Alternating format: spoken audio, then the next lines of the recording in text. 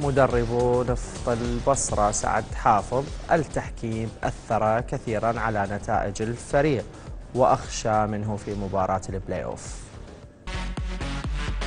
هي مباراة كؤوس تعتبر، على اعتبار أنه يجب أن يكون هنالك فائز وهنالك خاسر، لا يوجد شيء اسمه تعادل، وبالتالي تحتاج إلى عامل التركيز، تحتاج إلى أن تركز ل90 دقيقة لكي تنتصر في هذه المباراة. نعم، نعلم ونعرف جيدا المنافس لديه طموح ولديه الرغبة بالفوز، وهذا يعني أمر مشروع.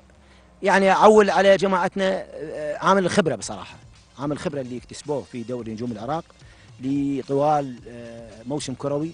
هذه الخبرة أنا أعتقد سيكرسها الفريق، ستثمر مجهودات اللاعبين إن شاء الله من خلال خبرتهم لحسم المباراة إن شاء الله. ما الذي تخشاه في هذه المباراة؟ يعني بالسابق أنا تكلمت بصراحة عن جزئية التحكيم. بصراحة التحكيم لم يعني كثيرا آذى، بصراحة أحكيها بكل صراحة، آذانا كثيرا. نفط البصرة تضررنا كثيرا من التحكيم، من قرارات التحكيم، وبالأدلة.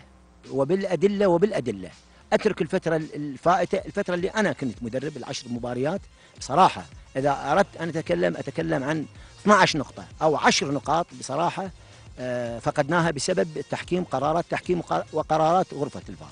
لذلك أنا ما أخشى أنه التحكيم، أتمنى أنه يكون هنالك إنصاف، يكون هنالك يعني طاقم تحكيمي بصراحة يتلائم، والمباراة يتلائم وحساسية المباراة، لكي بأقل تقدير يأخذ كل ذي حق حقه، وهذا ما نتمناه.